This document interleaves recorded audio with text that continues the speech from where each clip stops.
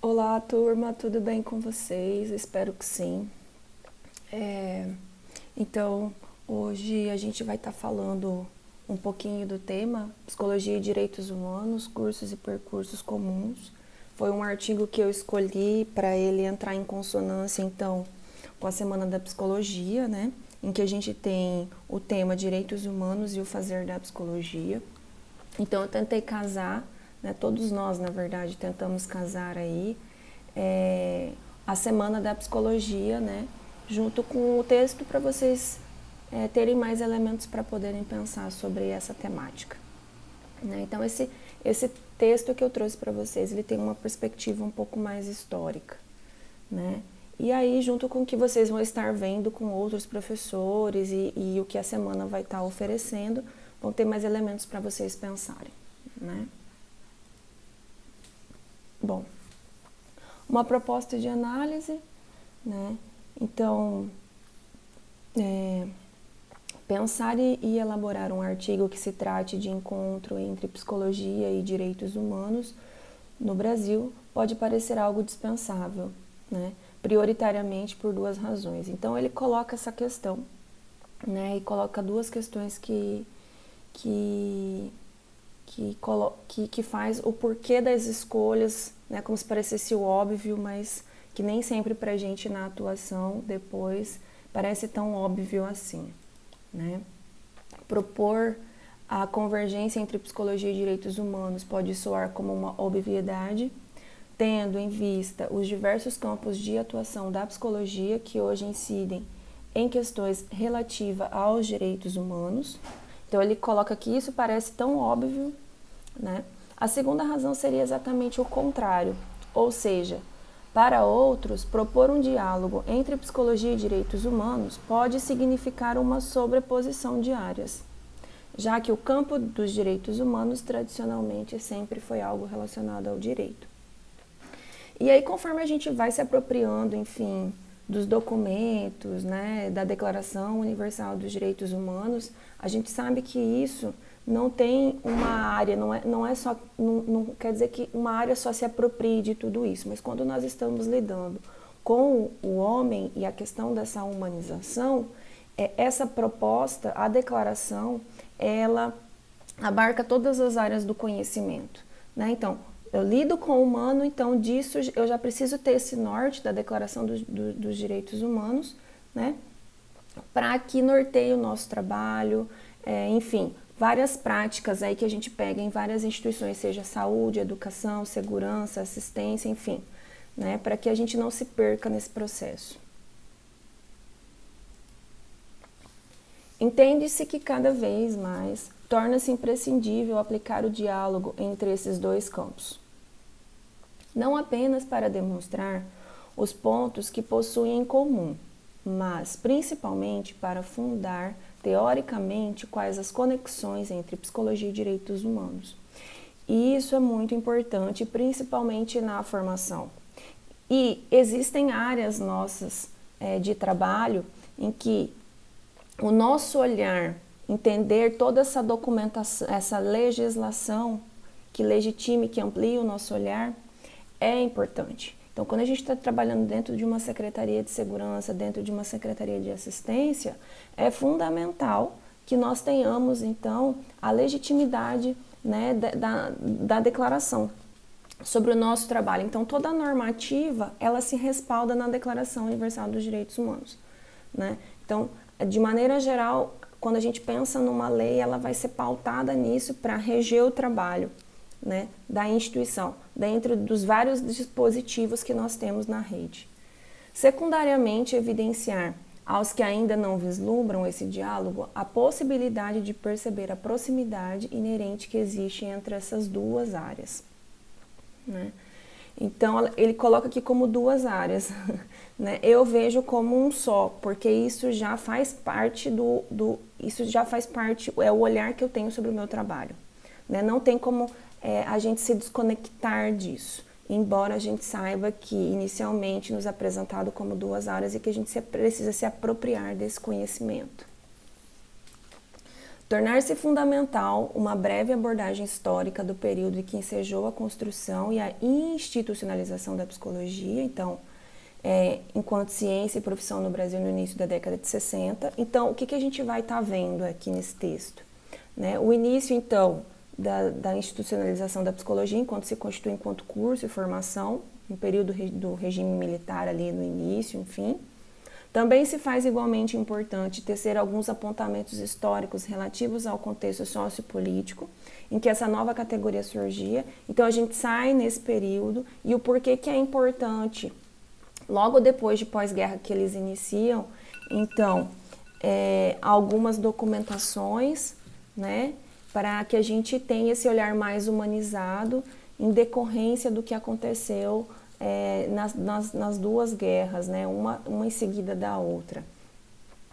Né? Então, são documentos que amparam, enfim, essa garantia em que a gente dê condições mínimas, né, dentro de instituições e o quanto o Estado contribuiu para isso. Então, a gente vê esse Estado como esse opressor que acaba legitimando uma série de práticas e aí a gente precisa ter garantias legais, enfim, algo maior com o apoio da ONU, né, para que a gente consiga, então, de maneira geral, discutir sobre isso, ter esse olhar dentro das instituições.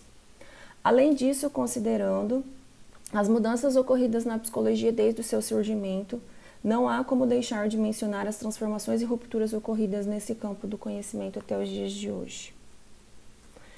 Entende-se como relevante trazer alguns elementos relacionados à construção do campo dos direitos humanos e como isso se deu no Brasil, assim como seus objetivos e alguns elementos presentes na sua discussão mais atual. E, por fim, pretende-se iluminar aspectos que evidenciam importantes pontos de convergência entre essas duas áreas, né, que é o que a gente fecha, então. Então, o porquê, né, esse nexo causal, né?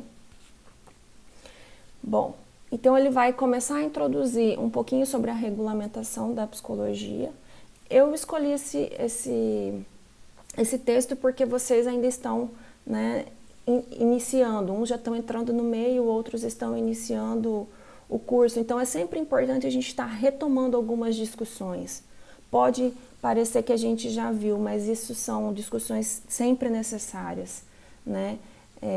A gente está sabendo o surgimento da nossa formação, o quanto que a gente pode, ou o quanto a gente já contribuiu ou prejudicou também, né, no ajustamento do sujeito devido a condições sociais, políticas e econômicas, né, e o quanto a gente tem que sair deste lugar e promover protagonismo e dar elementos para o sujeito pensar e ser crítico e reflexivo na vida, assim como nós também enquanto profissionais, né. Em relação à psicologia, cabe colocar que esta foi regulamentada como categoria profissional em 62, período histórico que precedeu o país à instalação do golpe militar, que é um regime ditatorial que suprimiu a democracia. Então, historicamente, todos nós sabemos que isso aconteceu, né? Não há como minimizar a relevância dessa conjuntura social-política, considerando que os principais objetivos da psicologia na época diziam respeito à adaptação e ajustamento do indivíduo. Então, esse lugar que nós estamos hoje de promover reflexão foi um espaço conquistado, né, devido à inserção da psicologia social e num movimento de crítica e reflexão o tempo todo. Então, não foi algo dado, não é algo pronto, inacabado também, a gente não pode se encerrar. Isso tem que ser contínuo, a gente precisa saber da história para a gente viver retomando ela e não deixar que a gente esqueça do que aconteceu e retome as práticas antigas.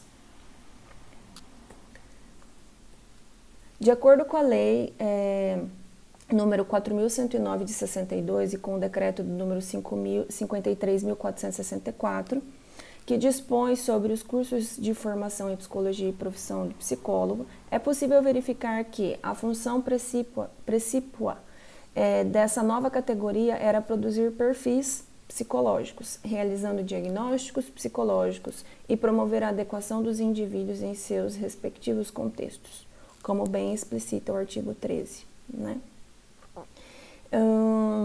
Então, ele coloca aqui, né, na linha, ao expressar solução de problemas de ajustamento. Então, de maneira geral, a nossa profissão, ela ainda tinha um respaldo, né, de quais eram, então, as nossas práticas, né? E isso está muito bem claro do que nós, de alguma maneira, inserimos no mercado, né, e qual era a nossa função. E ainda bem que com o tempo e com várias reflexões, né, a gente sai um pouco desse lugar e propõe um outro fazer da psicologia.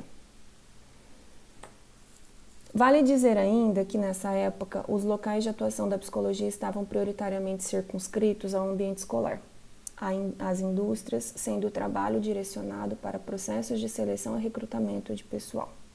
E a clínica stricto sensu entendia aqui um atendimento psicoterapêutico individual em consultório.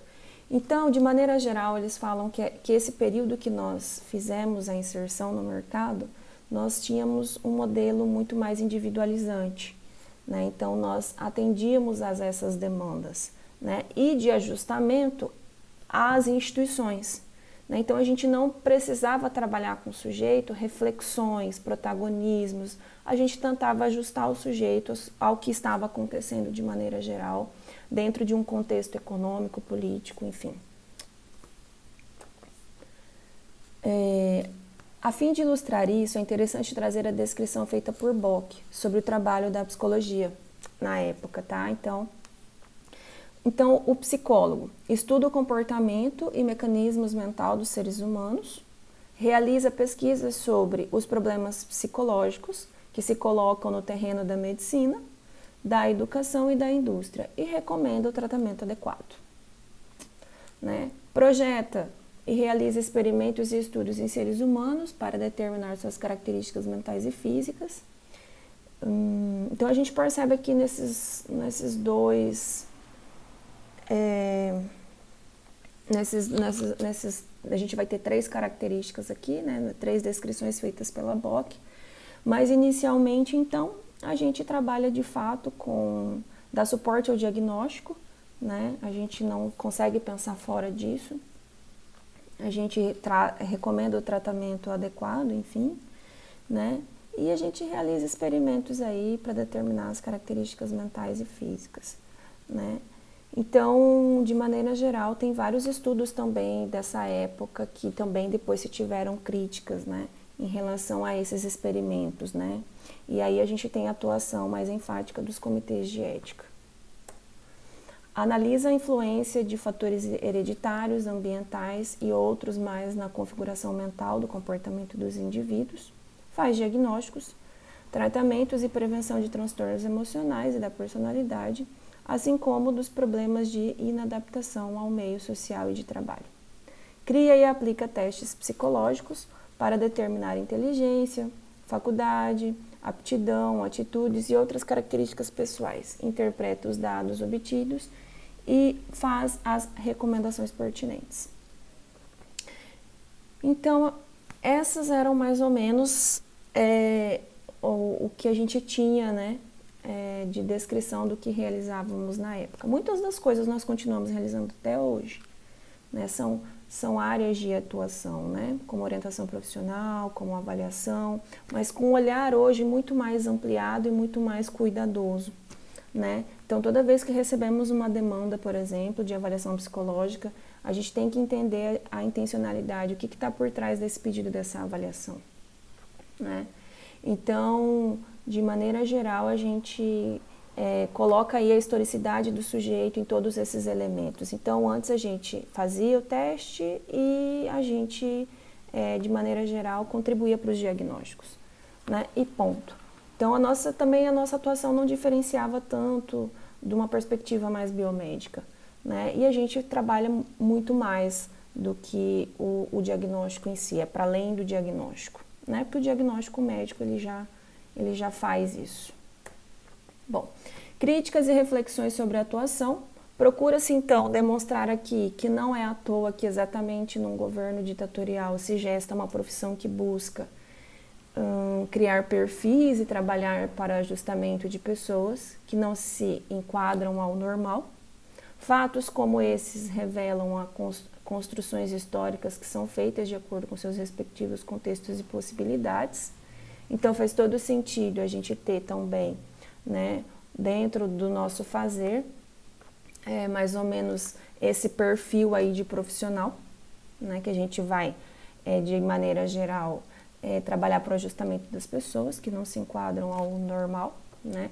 E aí no final do texto ele também já abre críticas para as instituições, né, manicomiais, enfim, que também em uma época ou nessa época nós contribuímos, né, em que o sujeito era diagnosticado e lá ele era internado e assim ficava-se, né? O resto, enfim, até o final da vida ou boa parte da vida, não é como hoje, de maneira em que o sujeito só entra em crise e depois ele volta para a comunidade, que a gente tem depois o Centro de Atenção Psicossocial, os CAPs, né?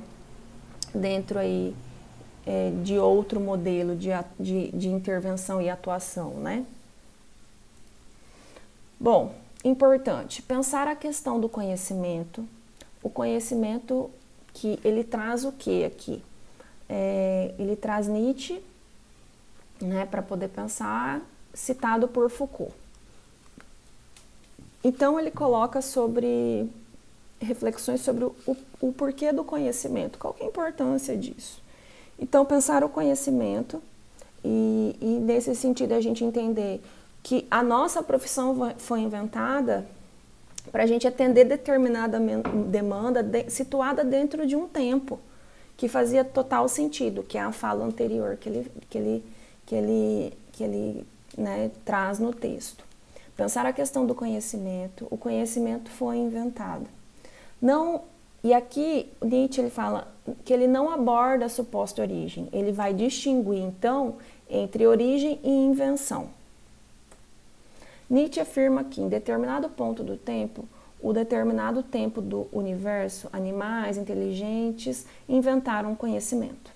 A palavra que emprega invenção é frequentemente retomada em seus textos, e sempre com sentido e intenção polêmicos. Quando fala de invenção, Nietzsche tem sempre em mente uma palavra que opõe a invenção, a palavra origem. Quando diz invenção, é para não dizer origem, tá? O conhecimento em si não possui origem, mas sim, foi inventado. As verdades históricas que em determinados períodos ganham validade em detrimento de outras não passam de invenções, criações que, por razões diversas, ganham o estudo e legitimidade perante a sociedade, né? Então a gente sai nesse contexto e a gente ganha legitimidade diante do acontecimento político, social e econômico da época. Combinando com isso, é preciso considerar também o lugar de poder saber, trabalhado também por Foucault, que se constitui enquanto elemento-chave para entender como determinados fenômenos adquirem força e passam a ser reconhecidos socialmente. Então, aqui ou em outros textos, a gente sempre tem que olhar para as nossas práticas, porque é bem isso que ele fala, né? Às vezes, dentro de um determinado contexto político, econômico, enfim, com uma série de ideologias por trás, uma determinada prática ela perde força. Mas quando eu tenho um discurso que legitima tudo isso, ele fala do poder saber, né? Tudo isso ganha força, né? E passa a ser reconhecido, legitimado e praticado, né? Só pela ordem do discurso. O importante, creio eu, é que na verdade não existe fora do poder ou sem poder. A verdade é deste mundo. Ela é produzida nele graças às múltiplas coerções e nele produz efeitos regulamentados de poder. Cada sociedade tem o seu regime de verdade, sua política geral de verdade, isto é, os tipos de discursos que ela acolhe e faz funcionar como verdadeiros. Os mecanismos e instâncias que permitem distinguir os enunciados verdadeiros dos falsos, a maneira como se sancionam uns aos outros, as técnicas, os procedimentos que são valorizados para a obtenção da verdade. O estatuto daqueles que têm o encargo de dizer o que funciona como verdadeiro, né? Então, um discurso ele assume tudo isso. Não quer dizer que ele possa ser verdadeiro ou falso, mas quer dizer que ele tem mais legitimidade que um outro e ele ganha espaço. E aí eu coloco aquela mãozinha ali porque ele acaba, às vezes, na maior parte das vezes, a gente tem um governo hoje que utiliza desses mecanismos, né? Ou vários deles já utilizaram, se a gente for olhar na história, para manipular as massas. Né? Manipulação de corpos, manipulação de massas, isso acaba acontecendo dentro das instituições, né? Enfim, a gente vai, vai incorporando tudo isso. Bom, ainda dentro das críticas e reflexões sobre a atuação, nessa linha não há como se furtar de que a psicologia veio como um lugar de saber-poder. Muitas vezes a serviço da repressão e da lógica normatizadora do sujeito. Né? Então, de maneira geral, a gente tem isso no nosso histórico e qualquer texto que a gente pegue dentro de uma perspectiva crítica, a gente vai estar revendo tudo isso. Né? Bom, Coimbra, então, ele vai estar citando que a formação psi, em geral, traz certas características modelares, instituídas e tão bem marcadas como em nossa formação predomina o viés positivista, onde se tornam hegemônicos os conceitos de neutralidade, objetividade, cientificidade e tecnicismo, onde nos diferentes discursos e práticas o homem e a sociedade são apresentados como coisas em si, abstratos, naturais e não produzidos historicamente. Então, quando a gente volta e rememora esses estudos, esse foi o jeito que a gente entrou, enfim, né, como fazer psicologia, né, nesse espaço que ele quer dizer de uma linha mais positivista. E que a gente sabe que hoje não tem como a gente considerar que nós estamos neutros, né, quando a gente trabalha a subjetividade, enfim, uma série de coisas e que nós não somos só técnicos. Né? Nós temos também as influências, tanto macro e micro, de questões ideológicas, políticas, econômicas, que vão, de certa maneira, influenciar a nossa formação, que vão influenciar a maneira com qual a gente vê o mundo. Né? Por décadas, desse paradigma determinista permaneceu em vigor de forma hegemônica nos espaços em que a psicologia se fazia presente. A partir da redemocratização do país, o campo psicológico se ampliou e houve uma ruptura com o que inicialmente foi a proposta da profissão. Já não era mais possível manter a psicologia individualizante, descontextualizada e histórica. Então, a gente não conseguiria mais manter este lugar, sem considerar tudo o que estava acontecendo ao nosso entorno. Dessa maneira, para conhecer e compreender o campo da psicologia, torna-se de fundamental relevância considerar as diversas correntes teóricas existentes, situadas em seus respectivos contextos socio-históricos. Né? Então, a gente vai ver o quanto a gente amplia o leque de possibilidades, né? Que a gente fala, poxa, eu não posso ficar mais nesse olhar individualizante e achar que eu só tenho um olhar sobre o sujeito. Né? Mas a gente estava antes dentro de uma perspectiva neutra. Enfim, e aí a gente ganha aqui uma outra conotação. Assim, a psicologia é constituída por uma rede complexa de saberes que pode ser convergente ou não. Nessa lógica, a mesma situação se aplica à psicologia social, enquanto especialidade do campo da psicologia e certamente aqui mais se aproxima dos direitos dos humanos do ponto de vista teórico-prático. Né? Então, ele vai falar do quê? Dessa diversidade epistemológica, né, das abordagens e também que a gente começa a ampliar os espaços, a gente vai para a área de saúde, a gente vai para a área da assistência, então a gente começa a ampliar tudo isso e a gente vê que um olhar só não dá conta para essa diversidade. A gente precisa mais. Não importa se é convergente ou não, que bom que não é. A gente tem que aprender a lidar com isso. A gente tem que aprender a lidar com a diferença, né? A reconciliar tudo isso, porque a gente tem sujeitos de diversos lugares, com um histórico, enfim. E a gente precisa ter, então, um cabedal de abordagens, enfim, e a gente entendendo de epistemologias, né, que de alguma maneira nos dão suporte para entender tudo isso.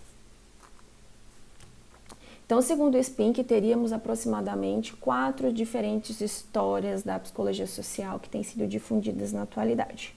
A primeira delas foca uma psicologia social experimental que permitirá a mensuração de comportamentos de modo objetivo e rigoroso, seguindo a lógica das ciências naturais. Né? Uma segunda história deriva da primeira, considera uma perspectiva mais flexível que a primeira, priorizando aplicações práticas do que colocado em teorias. Né? Então, a gente vai estar falando do cotidiano do sujeito. Já a terceira história da psicologia social trabalharia com contextos sociais e históricos, entendendo a própria construção da disciplina como produto de sua época, e nessa perspectiva já estaria colocado um viés crítico, ultrapassando então o enfoque descritivo das propostas anteriores. E por fim, a quarta história, que trabalharia uma compreensão da própria disciplina da psicologia social a funcionar como instrumento de dominação social. Sempre imprescindível considerar as consequências de se trabalhar com conduta humana e subjetividade. Né? Nesse grande leque de possibilidades e compreensões, a autora faz um resumo do que seriam essas diferentes linhas de pesquisa da psicologia social e, ao final, introduz uma questão bastante significativa. De um lado, encontramos a psicologia social do biológico, do intraindividual, do interindividual e do grupo. No meio, uma psicologia social da subjetividade, da linguagem, das representações sociais, dos grupos e dos processos políticos. Do outro, uma social centrada na interação social, na reprodução, na mudança e nos movimentos coletivos. Se todos eles são textos recentes sobre psicologia, por que são tão diferentes? Então, aqui a gente vai estar discutindo o quê? Os efeitos que os diversos saberes psicológicos produzem, né, nos dias de hoje, em um questionamento, né, para a nossa atualidade. Reflexões. Quais são os desdobramentos dessas intervenções e, em última análise, o que é feito com esse conhecimento psicológico, compreendendo enquanto instrumento de saber-poder? Portanto, significa afirmar a necessidade de entender a instrumentalização que pode ser feita com esses saberes-poderes, partindo do pressuposto de que a intervenção psicológica é uma ação política, portanto, que tem efeitos na sociedade como um todo. Então, a nossa ação, né, nós na prática temos esse tipo de intervenção e efeito. Né? Então, a gente não é desconectado e não é individualizante, pelo contrário, esse impacto ele ecoa, né, da nossa prática. Para tanto, torna-se fundamental ter como princípio que todo e qualquer conhecimento deve sempre ser contextualizado de acordo com sua realidade social, já que aí não existe indivíduo ou grupo apartado de uma sociedade.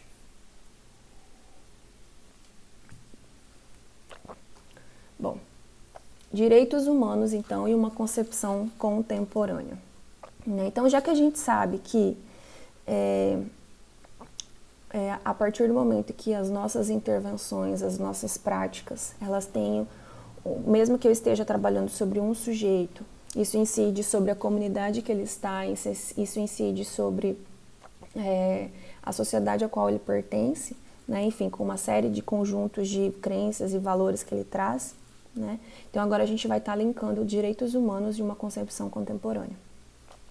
Sinteticamente, é possível afirmar que os direitos humanos constituem-se como um objeto de conquistas resultante de uma luta coletiva de diversos atores sociais por uma cultura de respeito aos direitos civis, políticos, econômicos, sociais e culturais.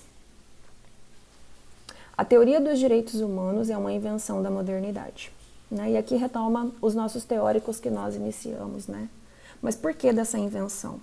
Né? E isso é muito importante a gente ficar atento. Até um tempo não tinha, e por que se fez necessário ter?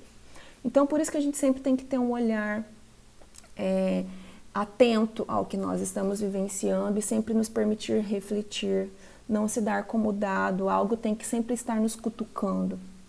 Né? Afinal, até o fim da Idade Média, o direito foi pensado praticamente em termos de deveres e obrigações, e não como pretensões ou interesses subjetivos. Obviamente, isso não significa dizer que as culturas antigas não tenham defendido uma certa concepção de justiça ou do respeito devido aos seres humanos. Contudo, a pressuposição contemporânea de que todos os homens possuem o mesmo valor e que, por tal razão, são titulares de um idêntico conjunto de direitos inalienáveis, era absolutamente estranha, né, aos antigos. É importante ressaltar que nesse artigo parte de uma concepção contemporânea de direitos humanos cuja perspectiva principal é a de universalidade, indivisibilidade e de interdependência desses direitos. E de acordo com Piovesan, essa concepção deriva de pós-Segunda Guerra Mundial, momento em que o mundo se confrontou com inúmeras atrocidades oriundas de regimes totalitários, né? E as ditas potências econômicas, né, e políticas mais civilizadas, né? Nessa concepção contemporânea, a primeira característica que diz respeito aos direitos dirigidos universalmente para todas as pessoas, bastando a condição de ser humano para ser titulada desses direitos, né? Então, basta a condição de ser humano. Reforçar a importância dos direitos a ter direito, né? Então é importante isso, direito a ter direito, ou seja, a imensa maioria da população mundial desconhece o conteúdo dos direitos humanos como um conjunto de direitos conquistados historicamente que lhe assiste e não possui mecanismos de acesso ou reivindicação desses direitos. Então, por isso que nós, enquanto profissionais, devemos saber sobre isso e lutar e continuar, né, na importância do direito a ter direito. Porque a maior parte da população que chega até nós, ela desconhece tudo isso. E nós somos portadores, e nós damos continuidade a isso, né? E de maneira geral, nós legitimamos isso dentro das nossas práticas, ou deslegitimamos, né, quando a gente vai contra tudo isso também. Já a segunda característica sinaliza para a indivisibilidade dos direitos humanos, partindo do pressuposto de inter-relação e interdependência desses direitos. Não basta que os direitos civis e políticos estejam garantidos. Faz necessário observar também os direitos sociais, econômicos e culturais. Se um direito é violado, os demais também são. Então, é a garantia de que todo o conjunto de todos esses direitos, de alguma maneira, andem em consonância. Senão, não adianta eu falar em direitos humanos quando eu não dou garantias sociais, eu não dou garantias econômicas, bens e serviços para a população, não garanto cidadania, né, não garanto cultura, saúde, educação, enfim. Todas as outras instituições, elas precisam andar consonantes. Então, por isso que, de maneira geral, dentro das outras instituições, a gente tem o quê? Sempre por trás os direitos humanos para que garanta, né, que essa instituição ou serviços dessas instituições cheguem até o sujeito para que a gente possa, enfim, garantir, né, pôr em prática aí, o que é legitimado pela Declaração, né, dos Direitos Humanos. Independente do país ou do contexto sócio-histórico vivido, podemos perceber hoje que os direitos humanos funcionam como um termômetro ou bússola norteadora que indica o grau de civilidade de uma sociedade. Isso não se refere apenas ao respeito formal, pois importantes textos foram assinados pelo Brasil, conforme já colocado anteriormente, sendo referenciais no assunto. Trata-se aqui da construção de uma cultura que respeite os direitos humanos efetivamente para todas as pessoas, né? Então, a psicologia ela trabalha com seres humanos em suas mais diversas condições, situações e contextos. O mesmo se aplica aos direitos humanos, né, que a gente vai estar entrando na convergência. Então, tudo isso é para que a gente fale o quê? A gente continua lutando, né? A gente sempre tem que estar relembrando tudo isso. Não é porque já passou que isso está, de alguma maneira, pronto e acabado. Então, podem acontecer eventos, novamente, que coloque isso em crise e que a gente sempre precisa estar retomando constantemente, continuamente essas discussões dentro das instituições, enfim, aonde isso for necessário, né? Então, a psicologia trabalha com seres humanos em suas mais diversas condições e situações e contextos, e o mesmo se aplica aos direitos humanos. Não se quer dizer aqui que se trata da mesma intervenção, mas sim do mesmo objeto de trabalho, ou seja, o ser humano, né? Então, esse é o nosso ponto em comum, o ser humano. Dignidade como eixo fundante, tanto para os direitos humanos quanto para a psicologia. Na medida em que a psicologia trabalha para o desenvolvimento e a melhoria do ser humano e suas condições de vida, nas mais diversas esferas, né? Então, isso é o que deveria ser, né? Essa deveria ser a contribuição do nosso trabalho, temos que lutar por isso. Os direitos humanos não seriam uma questão externa à psicologia, mas algo que se coloca diariamente em nossa prática profissional e acadêmica. Nossa prática, nossa ciência tem a ver diretamente com a construção dos direitos humanos. Então, o nosso fazer, ele dá elementos, né, na construção dos direitos humanos. Prática profissional da psicologia tem a relação direta com a construção dos direitos humanos, então a gente exercita isso. A nossa prática é colocar isso, né? O nosso cotidiano é isso. Nós lidamos com seres humanos, lidamos com as demandas do sujeito e a nossa prática é a construção, enfim, né, dos direitos humanos. Considerando ainda que o sofrimento humano tem sido um dos principais objetos de estudo e intervenção da psicologia, interfere-se que, frequentemente, violações de direitos humanos são colocadas aos profissionais, tendo em vista que, muitas vezes, violações vêm acompanhadas de sofrimento e adoecimento psíquico.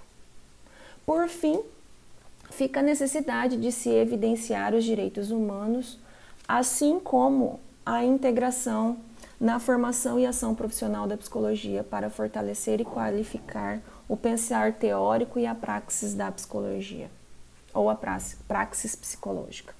Essa nova perspectiva de análise e compreensão do ser humano, baseada no diálogo entre psicologia e direito humano, é fundamental para se construir uma sociedade menos injusta e que tenha como princípio norteador o respeito e a dignidade humana. Bom, gente, é isso então a nossa discussão. Ficamos por aqui. Vejo vocês mais tarde então no nosso evento. Beijos, até!